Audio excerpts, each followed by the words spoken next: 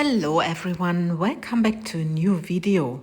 So today I want to use the Slate Coaster Mold from MoldsandShapes, and this is a mold I've used many years ago, and I've ordered it newly because mine was really done, and like I said, last time I used it is a long time ago, so I'm glad I have it back. And I want to pour a wedding gift for my nephew and his wife. So I'm using here resin, and the resin is the ultracast resin from Etta Art, and I'm using the bottle green, and I estimated per coaster round about maybe 70 gram of resin, so I mixed 140 grams, 150 grams of resin. I always calculate a little bit more. So you see that I'm dropping a few drops of the bottle green, which is a very beautiful green tone from the resin inks from Octopus. And I thought, when I pour the crackle effect, because I want to do a crackle effect, it will look awesome and it will look delicate. And that's what I thought, because I think they like such greenish colors, and that's why I've chosen for this color. So my next color is the Interference Pearl, and as you can see, I divided my resin equally. So I have round about 75 grams of resin in one cup and the rest in the other cup. And that's how I'm doing it, because for me it works mostly the best if I have half and half when I do this kind of crackle effect. I just love to pour it with those interference colors. I've done this many times before, and it's a beautiful effect, and I like it also as a background of flower pours. So without being a little bit too high-nosed, I think I was the first one to do a 3D bloom with a crackle background, because I thought some years ago, try it if it works, and then it worked and I really loved it. So anyway, I put these 2 cups aside, and then I'm grabbing my mold again. The mold is not very deep. It's 6 millimeter deep, so it's not so deep as a normal mold. And I'm starting pouring my green. And there was something in my mold, even though it's new, but as everyone knows of you, we have a cat. It's scary, and my clothes are always full of cat hair, so I always need to take care. And I also spilled some of the interference pearl, so I need to clean my mold. Sometimes it is like it is. So anyway, I'm pouring my green tone and I'm going around the edge, because I wanted to test something I've seen at Pure Pour by Nicole. Sorry, Nicole. I don't know why I said at. Pure Pour by Nicole, because she had one color and put it outside, and then she used the same color but made it with a couple of drops darker. And I thought maybe it's good for this effect, because sometimes it tends that you have a really white spot in the center when you use this technique for the crackle effect. And I thought I'd do this, but you will see it in a second. So I'm still dividing a little bit, so I have everything equally, and then I just take a little bit more of the bottle green, which I really adore. If you don't have octopus fluids, but you have, or you can get hold of Etta Art, you can use the Manila green, which is very similar to this color. So don't hesitate, they are both from the same quality, They are both very high pigmented alcohol inks, specially made for resin, so you can use them.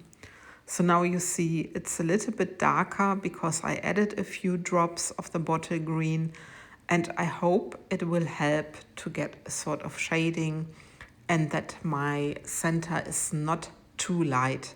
Because of course when you pour, which you will see in a second, the interference pearl on top, then you have all the color concentrated from the mica powder, and then it's quite heavy, and that's why you have this one color there. By the way, I let my resin also sit for around about 10 minutes before pouring, because with the medium viscosity resin, I always think you get the better crackle effect. But yeah, this is only me. I don't know how you are doing this when you do the crackle effect. In this case, the way I'm pouring it, just with the two colors, just with some alcohol inks or resin inks or some acrylic inks, and then the interference micas. But this is how I'm doing it, because I think I achieve the nicest effects when I'm using medium viscosity resin. So now you see I'm dividing the colors, and my mold is already rather full. I just try to be very careful in adding a little bit more, so I'm not overfilling. With this mold, it's quite easy to overfill because it's really not deep. But it's a very elegant mold, and it's a very elegant design. And if you look properly, then you can see that these are the original coasters from the idea of the rough and tough geode molds, the deeper molds, because they're from the same design, but only deeper. And I was so happy when MoldsandShapes did the deeper ones of this special design, because it's awesome. Anyway, so now you see my resin moving, and I could watch this for ages, and you can see how the mica powder is sucking the resin ink and how it's spreading towards the edges. Anyway, this is now the next day. I can demold. I waited a little bit longer, so I had to go to work and everything. So it was, I guess, even 1.5 days when I could demold. And I'm very curious if it worked how I wanted it to work, and if it looks as elegant as I want it to be. But let's have a look. And look at this. I still have the light spot, but it's not as intense like it normally is, so I'm quite happy with this. But next time I could make it maybe even a little bit more dark. But anyway, I love the crackle effects. I love this color, and I think it really looks very delicate. And look at the edges. And now I show you just a little bit. I put some glue on top of my piece where the crackle effect is, because I want to make sure that I only get the slate edges, the natural edges painted.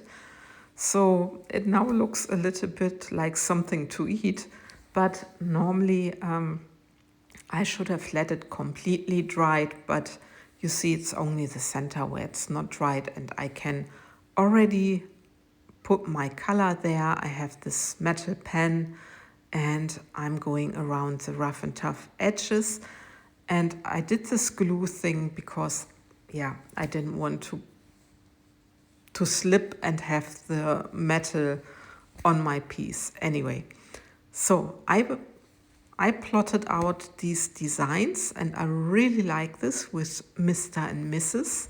and these two champagne glasses with the two hearts, and I thought it looks very nice. And I decided for white because I thought maybe gold you cannot see as good. But anyway, so look at these. I really adore these. And this is now the next step. I put glue underneath and now I can make a top layer. And I thought I put a little bit of the interference gold, just ever so slightly, into my resin for my top coat. For the top coat, I'm using the Mastercast, which for me is a very good resin. And I'm sorry that my camera focused not on the coasters anymore. It started to focus on everything that was near, but not on where it should have focused. So while I was doing this, I didn't recognize this, but I hope it's okay. It's also not for a long period. I'm also trying not to go over the edges because then it looks more plastic. And if you know what I mean. But if you just stay on top of it, it really has this doming effect, and this is what I wanted to achieve, and I think I succeeded. You will see it now in the end result, and look at the shine of the top coat. It's amazing. And look, it really looks very nice in 3D, and you can see I still have my edges very naturally without any resin dripping over. So I'm very happy about it, and yeah, I hope you like this video, and I hope I could give you some inspiration if you need to make a gift or anything. Yeah, just let me know, and I see you for my next video. Take care, guys. Thanks for watching, and bye-bye.